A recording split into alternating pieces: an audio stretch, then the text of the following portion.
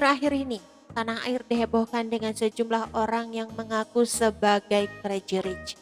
Apalagi setelah nama Indra Kents dan Doni Salmanan yang justru berurusan dengan hukum karena melakukan penipuan. Berbeda dengan Indra Kents dan kawan-kawan, konglomerat yang satu ini justru tak pernah pamer harta, apalagi menyebut dirinya sebagai Crazy Rich. Meski masuk dalam deretan orang terkaya di Indonesia, dengan aset yang banyak, tapi keseharian Yusuf Hamka bak orang biasa pada umumnya. Tak pernah sedikit pun tampak kemewahan dan gaya pamer yang ditunjukkan dari sosok bersahaja ini. Anak angkat dari Buya Hamka ini, dalam kesehariannya mengaku hanya menggunakan pakaian yang menurutnya nyaman. Dirinya malah merasa aneh bila sebagian orang menilainya sebagai sosok yang kaya raya. Lucunya gini, orang bilang saya kaya, tapi saya nggak berasa kaya.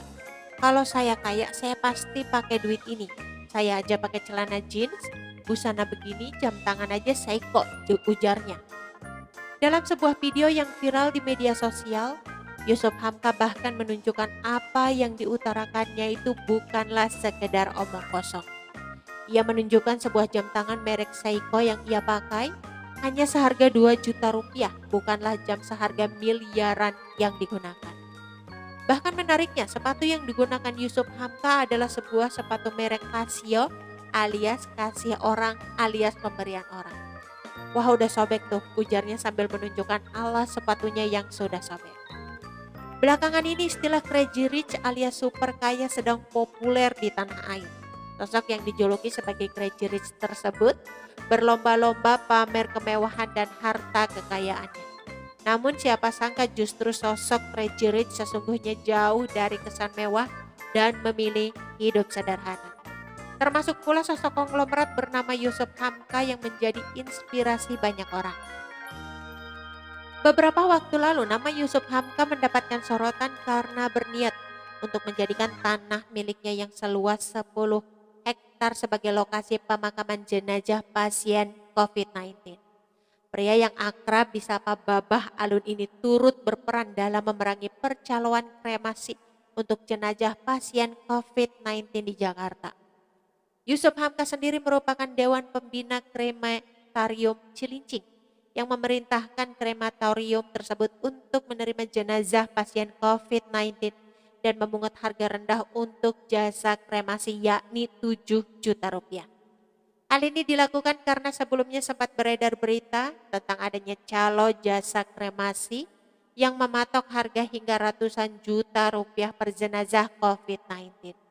Sebagai informasi, Yusuf Hamka merupakan bos perusahaan jalan tol PT Citra Marga Nusa Pala Persada.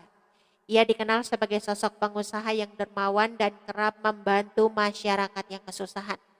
Lantas siapakah sosok Yusuf Hamka tersebut?